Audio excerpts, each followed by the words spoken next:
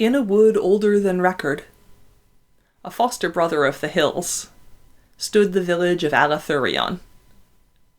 And there was peace between the people of that village and all the folk who walked in the dark ways of the wood, whether they were human or of the tribes of the beasts or of the race of the fairies and the elves and the little sacred spirits of trees and streams. Moreover, the village people had peace among themselves and between them and their lord Loriendak. In front of the village was a wide and grassy space, and beyond this the great wood again. But at the back, the trees came right up to the houses, which, with their great beams and wooden framework and thatched roofs green with moss, seemed almost to be a part of the forest.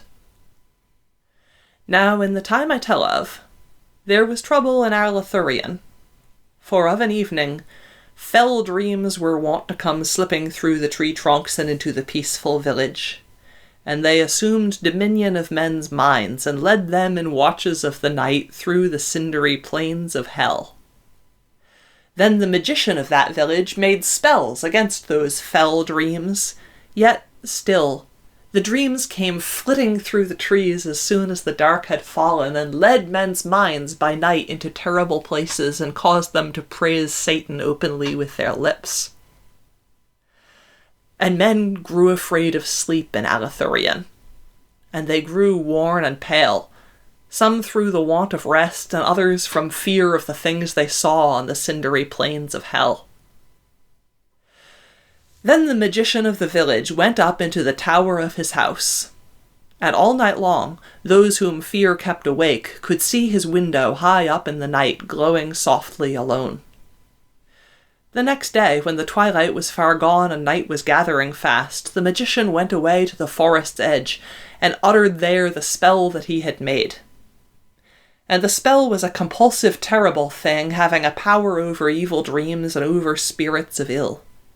For it was a verse of 40 lines in many languages, both living and dead, and had in it the word wherewith the people of the plains are wont to curse their camels, and the shout wherewith the whalers of the north lure the whales shoreward to be killed, and a word that causes elephants to trumpet, and every one of the 40 lines closed with a rhyme for wasp. And still the dreams came flitting through the forest, and led men's souls into the plains of hell. Then the magician knew that the dreams were from Gaznak. Therefore, he gathered the people of the village, and told them that he had uttered his mightiest spell, a spell having power over all that were human or of the tribes of the beasts, and that, since it had not availed, the dreams must come from Gaznak, the greatest magician among the spaces of the stars. And he read to the people out of the Book of Magicians, which tells the comings of the comet, and foretells his coming again. And he told them how Gaznak rides upon the comet, and how he visits Earth once in every 230 years. And makes for himself a vast, invincible fortress, and sends out dreams to feed on the minds of men, and may never be vanquished but by the sword Sacnoth. And a cold fear fell on the hearts of the villagers when they found that their magician had failed them. Then spake Leothric, son of the Lord Loriendak, and 20 years old was he. Good master, what of the sword Sacnoth? And the village magician answered, Fair lord, no such sword as yet is wrought, for it lies as yet in the hide of Tharagavarug, protecting his spine. Then said Leothric, Who is Tharagavarug, and where may he be encountered? And the magician of Alathurion answered, He is the dragon crocodile, who haunts the northern marshes and ravages the homesteads by their marge. And the hide of his back is steel, and his underparts are of iron, but along the midst of his back over his spine there lies a narrow strip of unearthly steel. This strip of steel is Sacnoth, and it may be neither cleft nor molten, and there is nothing in the world that may avail to break it nor even leave a scratch upon its surface. It is of the length of a good sword, and of the breadth thereof. Shouldst thou prevail against Tharagavarug, his hide may be melted away from Sacnoth in a furnace. But there is only one thing that may sharpen Sacnoth's edge, and this is one of Tharagavarug's own steel eyes. And the other eye thou must fasten to Sacnoth's hilt, and it will watch for thee. But it is a hard task to vanquish Tharagavarug, for no sword can pierce his hide, his back cannot be broken, and he can neither burn nor drown. In one way only can Tharagavarug die, and that is by starving.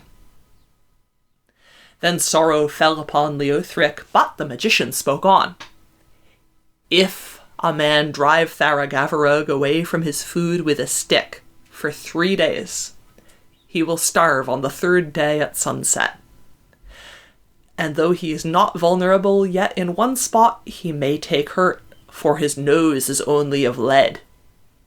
A sword would merely lay bare the uncleavable bronze beneath, but if his nose be smitten constantly with a stick, he will always recoil from the pain, and thus may Tharagavarug to left and right be driven away from his food. Then Leothric said, "What is Tharagavarug's food?" And the magician of Alathurian said, "His food is men." But Leothric went straightway thence and cut a great staff from a hazel tree, and slept early that evening.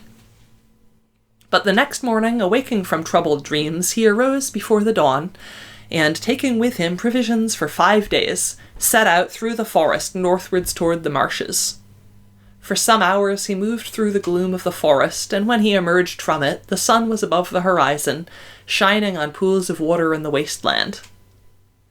Presently he saw the claw marks of Tharagavarug deep in the soil, and the track of his tail between them like a furrow in a field.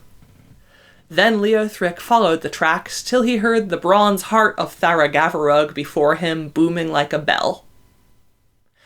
And Tharagavarug, it being the hour when he took the first meal of the day, was moving toward a village with his heart tolling. And all the people of the village were come out to meet him, as it was their wont to do. For they abode not the suspense of awaiting Tharagavarug, and of hearing him sniffing brazenly as he went from door to door, pondering slowly in his metal mind what habitant he should choose. And none dared to flee, for, in the days when the villagers fled from Tharagavarug, he, having chosen his victim, would track him tirelessly like a doom. Nothing availed them against Tharagavarug. Once they climbed the trees when he came, but Tharagavarug went up to one, arching his back and leaning over slightly, and rasped against the trunk until it fell. And when Leothric came near, Tharagavarug saw him out of one of his small steel eyes, and came towards him leisurely, and the echoes of his heart swirled up through his open mouth. And Leothric stepped sideways from his onset, and came between him and the village, and smote him on the nose, and the blow of the stick made a dint in the soft lead. And Tharagavarug swung clumsily away, uttering one fearful cry, like the sound of a great church bell that had become possessed of a soul that fluttered upward from the tombs at night, an evil soul giving the bell a voice. Then he attacked Leothric, snarling, and again Leothric leapt aside and smote him on the nose with his stick. Tharagavarug uttered like a bell howling. And whenever the dragon crocodile attacked him or turned towards the village, Leothric smote him again. So all day long Leothric drove the monster with a stick, and he drove him farther and farther from his prey, with his heart tolling angrily and his voice crying out for pain. Towards evening, Tharagavarug ceased to snap at Leothric, but ran before him to avoid the stick, for his nose was sore and shining. And in the gloaming, the villagers came out and danced to cymbal and psaltery. When Tharagavarug heard the cymbal and psaltery, hunger and anger came upon him, and he felt as some lord might feel who was held by force from the banquet in his own castle, and heard the creaking spit go round and round, and the good meat crackling on it. And all that night he attacked Leothric fiercely, and oft-times nearly caught him in the darkness, for his gleaming eyes of steel could see as well by night as by day. And Leothric gave ground slowly till the dawn, and when the light came they were near the village again. Yet not so near to it as they had been when they encountered, for Leothric drove Tharagavarug farther in the day than Tharagavarug had forced him back in the night. Then Leothric drove him again with his stick till the hour came when it was the custom of the dragon crocodile to find his man. 1/3 of his man he would eat at the time he found him, and the rest at noon and evening. But when the hour came for finding his man, a great fierceness came on Tharagavarug, and he grabbed rapidly at Leothric, but could not seize him, and for a long while neither of them would retire. But at last the pain of the stick on his leaden nose overcame the hunger of the dragon crocodile, and he turned from it howling. From that moment Tharagavarug weakened. All that day Leothric drove him with his stick, and at night both held their ground. And when the dawn of the 3rd day was come, the heart of Tharagavarug beat slower and fainter. It was as though a tired man was ringing a bell. Once Tharagavarug nearly seized a frog, but Leothric snatched it away just in time. Towards noon, the dragon crocodile lay still for a long while, and Leothric stood near him and leaned on his trusty stick. He was very tired and sleepless, but had more leisure now for eating his provisions. With Tharagavarug, the end was coming fast, and in the afternoon his breath came hoarsely rasping in his throat. It was as the sound of many huntsmen blowing blasts on horns. And towards evening his breath came faster but fainter, like the sound of a hunt going furious to the distance and dying away. And he made desperate rushes towards the village, but Leothric still leapt about him, battering his leaden nose. Scarce audible now at all was the sound of his heart. It was like a church bell tolling beyond hills for the death of someone unknown and far away. Then the sun set, and flamed in the village windows, and a chill went over the world, and in some small garden a woman sang. And Tharagavarug lifted up his head and starved, and his life went from his invulnerable body. And Leothric lay down beside him and slept. And later in the starlight the villagers came out and carried Leothric, sleeping, to the village, all praising him in whispers as they went. They laid him down upon a couch in a house, and danced outside in silence without psaltery or cymbal.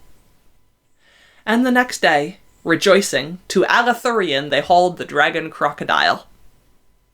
And Leothric went with them, holding his battered staff. And a tall, broad man who was smith of Alathurion made a great furnace and melted Tharagavarug away till only Sacnoth was left gleaming among the ashes. Then he took one of the small eyes that had been chiselled out, and filed an edge on Sacnoth, and gradually the steel eye wore away, facet by facet.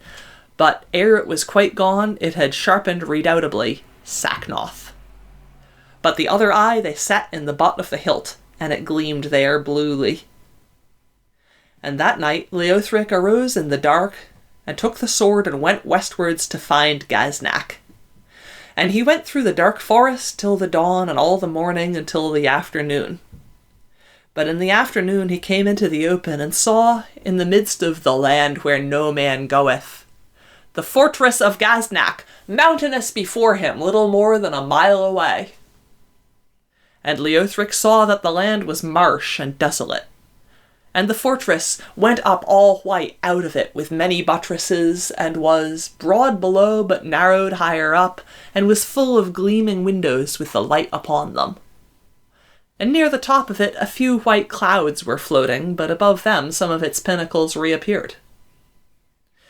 Then Leothric advanced into the marshes, and the eye of Tharagavarug looked out warily from the hilt of Sacnoth, for Tharagavarug had known the marshes well. And the sword nudged Leothric to the right or pulled him to the left, away from the dangerous places, and so brought him safely to the fortress walls. And in the window stood doors like precipices of steel, all studded with boulders of iron.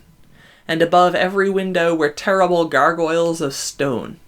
And the name of the fortress shone on the wall writ large in letters of brass. The fortress unvanquishable save for Sacnoth. Then Leothric drew and revealed Sacnoth. And all the gargoyles grinned, and the grin went flickering from face to face, right up into the cloud-abiding gables. And when Sacnoth was revealed and all the gargoyles grinned, it was like the moonlight emerging from a cloud to look for the first time upon a field of blood, and passing swiftly over the wet faces of the slain that lie together in the horrible night. Then Leothric advanced towards a door, and it was mightier than the marble quarry Sacramona, from which of old men cut enormous slabs to build the Abbey of the Holy Tears. Day after day they wrenched out the very ribs of the hill until the abbey was builded, and it was more beautiful than anything in stone. Then the priests blessed Sacramona, and it had rest, and no more stone was ever taken from it to build the houses of men. And the hill stood looking southwards lonely in the sunlight, defaced by that mighty scar. So vast was the door of steel. And the name of the door was the Port Resonant, the way of egress for war. Then Leothric smote upon the Port Resonant with Sacnoth, and the echo of Sacnoth went ringing through the halls, and all the dragons in the fortress barked. And when the baying of the remotest dragon had faintly joined in the tumult, a window opened far up among the clouds, below the twilit gables, and a woman screamed. And far away in hell her father heard her and knew that her doom was come. And Leothric went on, smiting terribly with Sacnoth and the grey steel of the Port Resonant, the way of egress for war, that was tempered to resist the swords of the world, came away in ringing slices. Then Leothric, holding Sacnoth in his hand, went in through the hole that he had hewn in the door and came into the unlit cavernous hall. An elephant fled, trumpeting. And Leothric stood still, holding Sacnoth. When the sound of the feet of the elephant had died away in the remoter corridors, nothing more stirred, and the cavernous hall was still. Presently the darkness of the distant halls became musical with a sound of bells all coming nearer and nearer. Still Leothric waited in the dark, and the bells rang louder and louder, echoing through the halls, and there appeared a procession of men on camels, riding 2 by 2 from the interior of the fortress, and they were armed with scimitars of Assyrian make, and were all clad with mail, and chain mail hung from their helmets about their faces and flapped as the camels moved. And they all halted before Leothric in the cavernous hall, and the camel bells clanged and stopped, and the leader said to Leothric, "The Lord Gaznak has desired to see you die before him. Be pleased to come with us, and we can discourse by the way of the manner in which the Lord Gaznak has desired to see you die." And as he said this, he unwound a chain of iron that was coiled upon his saddle. And Leothric answered, "I would fain go with you, for I am come to slay Gaznak." Then all the camel guard of Gaznak laughed hideously, disturbing the vampires that were asleep in the measureless vault of the roof.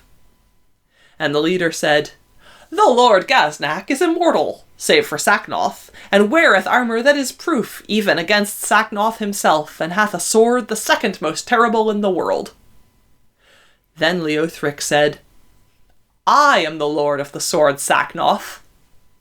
And he advanced towards the camel guard of Gaznak, and Sacnoth lifted up and down in his hand as though stirred by an exultant pulse. Then the camel guard of Gaznak fled, and the riders leaned forward and smote their camels with whips, and they went away with a great clamour of bells through colonnades and corridors and vaulted halls, and scattered into the inner darknesses of the fortress. When the last sound of them had died away, Leothric was in doubt which way to go, for the camel guard had dispersed in many directions. So he went straight on till he came to a great stairway in the midst of the hall. Then Leothric set his foot in the middle of a wide step, and climbed steadily up the stairway for 5 minutes. Little light was there in the great hall through which Leothric ascended, for it only entered through arrow slits here and there, and in the world outside, evening was waning fast. The stairway led up to 2 folding doors, and they stood a little ajar, and through the crack Leothric entered and tried to continue straight on, but could get no farther, for the whole room seemed to be full of festoons of ropes, which swung from wall to wall and were looped and draped from the ceiling. The whole chamber was thick and black with them. They were soft and light to the touch, like fine silk, but Leothric was unable to break any one of them, and though they swung away from him as he pressed forward, yet by the time he had gone 3 yards, they were all about him like a heavy cloak. Then Leothric stepped back and drew Sacnoth, and Sacnoth divided the ropes without a sound, and without a sound, the severed pieces fell to the floor. Leothric went forward slowly, moving Sacnoth in front of him up and down as he went. When he was come into the middle of the chamber, suddenly, as he parted with Sacnoth, a great hammock of strands, he saw a spider before him that was larger than a ram. And the spider looked at him with eyes that were little, but in which there was much sin, and said, "Who are you that spoil the labour of years, all done to the honour of Satan?" And Leothric answered, "I am Leothric, son of Loriendak." And the spider said, "I will make a rope at once to hang you with." Then Leothric parted another bunch of strands and came nearer to the spider as he sat making his rope, and the spider, looking up from his work, said, "What is that sword that is able to sever my ropes?" And Leothric said, "It is Sacnoth." Thereat the black hair that hung over the face of the spider parted to left and right, and the spider frowned. Then the hair fell back into its place and hid everything except the sin of the little eyes, which went on gleaming lustfully in the dark. But before Leothric could reach him, he climbed away with his hands, going up by one of his ropes to a lofty rafter, and there sat, growling. But, clearing his way with Sacnoth, Leothric passed through the chamber and came to the farther door. And the door being shut and the handle far up out of his reach, he hewed his way through it with Sacnoth in the same way as he had through the port resonant the way of egress for war. And so Leothric came into a well-lit chamber, where queens and princes were banqueting together all at a great table. And thousands of candles were glowing all about, and their light shone in the wine that the princes drank, and on the huge gold candelabra, and the royal faces were irradiant with the glow, and the white tablecloth, and the silver plates, and the jewels in the hair of the queens, each jewel having a historian all to itself, who wrote no other chronicles all his days. Between the table and the door there stood 200 footmen, in 2 rows of 100 facing each other. Nobody looked at Leothric as he entered through the hole in the door, but one of the princes asked a question of a footman, and the question was passed from mouth to mouth by all the 100 footmen, till it came to the last one nearest Leothric. And he said to Leothric without looking at him, "What do you seek here?" And Leothric answered, "I seek to slay Gaznak." And footman to footman repeated all the way to the table, "He seeks to slay Gaznak." And another question came down the line of footmen, "What is your name?" And the line that stood opposite took his answer back. Then one of the princes said, "Take him away, where we shall not hear his screams." And footman repeated it to footman till it came to the last 2, and they advanced to seize Leothric. Then Leothric showed to them his sword, saying, "This is Sacnoth." And both of them said to the man nearest, "It is Sacnoth," then screamed and fled away. And 2 by 2, all up the double line, footman to footman repeated, "It is Sacnoth," then screamed and fled, till the last 2 gave the message to the table and all the rest had gone. Hurriedly then arose the queens and princes and fled out of the chamber. And the goodly table, when they were all gone, looked small and disorderly and awry. And to Leothric, pondering in the desolate chamber by what door he should pass onwards, there came from far away the sounds of music, and he knew that it was the magical musicians playing to Gaznak while he slept. Then Leothric, walking towards the distant music, passed out by the door opposite to the one through which he had cloven his entrance, and so passed into a chamber vast as the other, in which were many women, weirdly beautiful. And they all asked of him his quest, and when they heard that it was to slay Gaznak, they all besought him to tarry among them, saying that Gaznak was immortal, save for Sacnoth, and also that they had need of a knight to protect them from the wolves that rushed round and round the wainscot all the night and sometimes broke in upon them through the mouldering oak. Perhaps Leothric had been tempted to tarry had they been human women, for theirs was a strange beauty. But he perceived that, instead of eyes, they had little flames that flickered in their sockets, and knew them to be the fevered dreams of Gaznak. Therefore he said, "I have a business with Gaznak and with Sacnoth," and passed on through the chamber. And at the name of Sacnoth those women screamed, and the flames of their eyes sank low and dwindled the sparks. And Leothric left them, and, hewing with Sacnoth, passed through the farther door. Outside, he felt the night air on his face, and found that he stood upon a narrow way between two abysses. To left and right of him, as far as he could see, the walls of the fortress ended in a profound precipice, though the roof still stretched above him. And before him lay the two abysses full of stars, for they cut their way through the whole earth and revealed the under sky. And threading its course between them went the way, and it sloped upward, and its sides were sheer. And beyond the abysses, where the way led up to the farther chambers of the fortress, Leothric heard the musicians playing their magical tune. So he stepped onto the way, which was scarcely a stride in width, and moved along it holding Sacnoth naked. And to and fro between him, in each abyss, whirred the wings of vampires, passing up and down, all giving praise to Satan as they flew.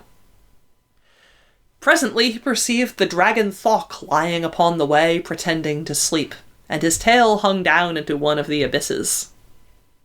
And Leothric went towards him, and when he was quite close, Thok rushed at Leothric.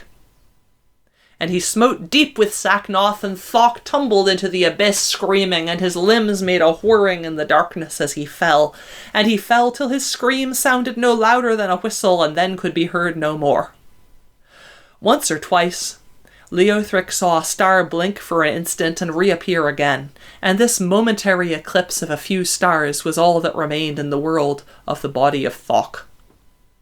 And Lunk, the brother of Thok, who had lain a little behind him, saw that this must be Sacnoth, and fled lumbering away. And all the while that he walked between the abysses, the mighty vault of the roof of the fortress still stretched over Leothric's head, all filled with gloom. Now, when the farther side of the abyss came into view, Leothric saw a chamber that opened with innumerable arches upon the twin abysses, and the pillars of the arches went away into the distance and vanished in the gloom to left and right. Far down the dim precipice on which the pillars stood, he could see windows, small and closely barred, and between the bars there showed at moments and disappeared again things that I shall not speak of.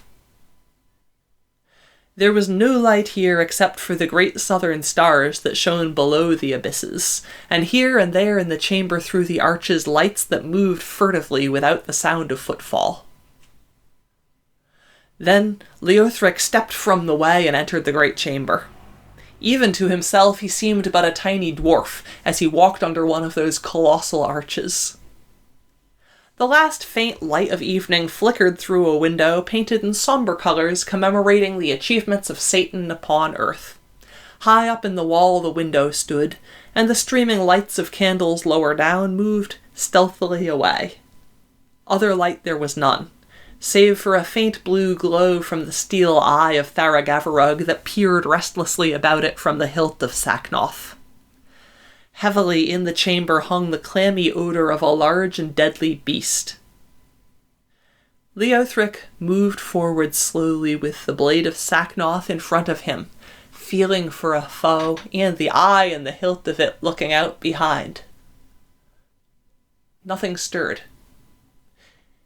If anything lurked behind the pillars of the colonnade that held aloft the roof, it neither breathed nor moved. The music of the magical musicians sounded from very near. Suddenly the great doors on the far side of the chamber opened to left and right. For some moments Leothric saw nothing move and waited, clutching Sacnoth. Then Wong Bongarok came towards him, breathing. This was the last and faithfulest guard of Gaznak, and came from slobbering, just now, his master's hand. More as a child than a dragon was Gaznak wont to treat him, giving him, often in his fingers, tender pieces of man all smoking from his table. Long and low was Wongbongarok, and subtle about the eyes, and he came breathing malice against Leothric out of his faithful breast. And behind him roared the armory of his tail, as when sailors drag the cable of the anchor all rattling down the deck. And well Wongbongarok knew that he now faced Sacnoth, for it had been his wont to prophesy quietly to himself for many years as he lay curled at the feet of Gaznak. And Leothric stepped forward into the blast of his breath and lifted Sacnoth to strike. But when Sacnoth was lifted up, the eye of Tharagavarug in the butt of the hilt beheld the dragon and perceived his subtlety. For he opened his mouth wide and revealed to Leothric the ranks of his saber teeth, and his leather gums flapped upwards.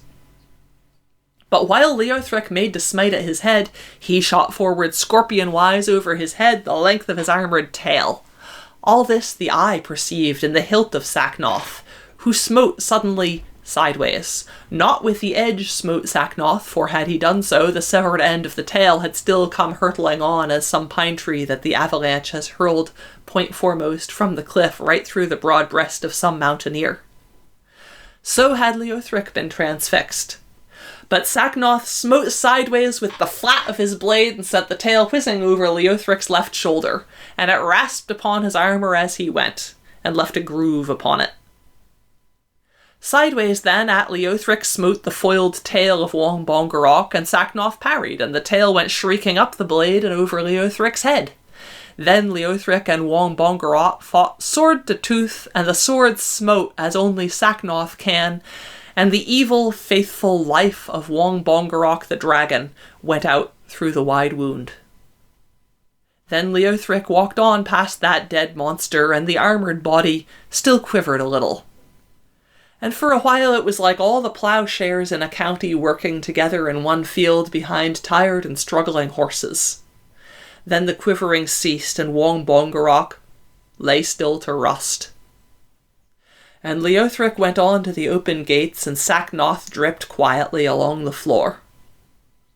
By the open gates through which Wongbongarok had entered, Leothric came into a corridor echoing with music. This was the first place from which Leothric could see anything above his head, for hitherto the roof had ascended to mountainous heights and had stretched indistinct in the gloom. But along the narrow corridor hung huge bells, low and near to his head, and the width of each brazen bell was from wall to wall, and they were one behind the other. And as he passed under each, the bell uttered, and its voice was mournful and deep, like to the voice of a bell speaking to a man for the last time when he is newly dead. Each bell uttered once as Leothric came under it, and their voices sounded solemnly and wide apart at ceremonious intervals. For, if he walked slow, these bells came closer together, and when he walked swiftly they moved farther apart. And the echoes of each bell tolling above his head went on before him, whispering to the others. Once when he stopped, they all jangled angrily till he went on again. Between these slow and boding notes came the sound of the magical musicians. They were playing a dirge now very mournfully. And at last Leothric came to the end of the corridor of the bells, and beheld there a small black door. And all the corridor behind him was full of the echoes of the tolling, and they all muttered to one another about the ceremony. And the dirge of the musicians came floating slowly through them like a procession of foreign, elaborate guests, and all of them boded ill to Leothric. The black door opened at once to the hand of Leothric, and he found himself in the open air in a wide court paved with marble. High over it shone the moon, summoned there by the hand of Gaznak. There Gaznak slept, and around him sat his magical musicians all playing upon strings. And even sleeping, Gaznak was clad in armour, and only his wrists and face and neck were bare. But the marvel of that place was the dreams of Gaznak, for beyond the wide court slept a dark abyss, and into the abyss there poured a white cascade of marble stairways, and widened out below into terraces and balconies with fair white statues on them, and descended again in a wide stairway, and came to lower terraces in the dark where swart, uncertain shapes went to and fro. All these were the dreams of Gaznak, and issued from his mind, and becoming gleaming marble passed over the edge of the abyss as the musicians played. And all the while out of the mind of Gaznak, lulled by that strange music, went spires and pinnacles, beautiful and slender, ever ascending skywards, and the marble dreams moved slow in time to the music. When the bells tolled, and the musicians played their dirge, ugly gargoyles came out suddenly all over the spires and pinnacles, and great shadows passed swiftly down the steps and terraces, and there was hurried whispering in the abyss. When Leothric stepped from the black door, Gaznak opened his eyes. He looked neither to left nor right, but stood up at once facing Leothric. Then the magicians played a death spell on their strings, and there arose a humming along the blade of Sacnoth as he turned the spell aside. When Leothric dropped not down, and they heard the humming of Sacnoth, the magicians arose and fled, all wailing as they went upon their strings. Then Gaznak drew out screaming from its sheath the sword that was the mightiest in the world except for Sacnoth, and slowly walked towards Leothric, and he smiled as he walked, although his own dreams had foretold his doom. And when Leothric and Gaznak came together, each looked at each and neither spoke a word, but they smote both at once, and their swords met, and each sword knew the other and from whence he came. And whenever the sword of Gaznak smote on the blade of Sacnoth, it rebounded gleaming as hail from off slated roofs. But whenever it fell upon the armour of Leothric, it stripped it off in sheets. And upon Gaznak's armour Sacnoth fell oft and furiously, but ever he came back snarling, leaving no mark behind. And as Gaznak fought, he held his left hand hovering close over his head. Presently, Leothric smote fair and fiercely at his enemy's neck, but Gaznak, clutching his own head by the hair, lifted it high aloft, and Sacnoth went cleaving through an empty space. Then Gaznak replaced his head upon his neck, and all the while fought nimbly with his sword, and again Leothric swept with Sacnoth at Gaznak's bearded neck, and ever the left hand of Gaznak was quicker than the stroke, and the head went up, and the sword rushed vainly under it. And the ringing fight went on till Leothric's armour lay all round him on the floor, and the marble was splashed with his blood, and the sword of Gaznak was notched like a saw from meeting the blade of Sacnoth. Still Gaznak stood, unwounded and smiling still. At last Leothric looked at the throat of Gaznak and aimed with Sacnoth, and again Gaznak lifted his head by the hair. But not at his throat flew Sacnoth, for Leothric struck instead at the lifted hand, and through the wrist of it went Sacnoth, whirring as a scythe goes through the stem of a single flower. And bleeding, the severed hand fell to the floor. And at once blood spurted from the shoulders of Gaznak and dripped from the fallen head, and the tall pinnacles went down into the earth, and the wide fair terraces all rolled away, and the court was gone like the dew. And a wind came, and the colonnades drifted thence, and all the colossal halls of Gaznak fell. And the abysses closed up suddenly as the mouth of a man who, having told a tale, will forever speak no more. Then Leothric looked around him, in the marshes, where the night mist was passing away, and there was no fortress nor sound of dragon or mortal, only beside him lay an old man, wizened and evil and dead, whose head and hand were severed from his body. And gradually over the wide lands the dawn was coming up, and ever growing in beauty as it came, like to the peal of an organ played by a master's hand, growing louder and lovelier as the soul of the master warms, and at last giving praise with all its mighty voice. Then the birds sang, and Leothric went homeward and left the marshes and came to the dark wood, and the light of the dawn ascending lit him upon his way. And into Alathurian he came ere noon, and with him brought the evil wizened head, and the people rejoiced, and their nights of trouble ceased. This is the tale of the vanquishing of the fortress Unvanquishable save for Sacnoth, and of its passing away, as it is told and believed by those who love the mystic days of old. Others have said, and vainly claim to prove, that a fever came to Alathurian and went away, and that this same fever drove Leothric into the marshes by night, and made him dream there and act violently with a sword. And others again say that there hath been no town of Alathurian, and that Leothric never lived. Peace to them. The gardener hath gathered up this autumn's leaves. Who shall see them again? Or who wot of them? And who shall say what hath befallen in the days of long ago?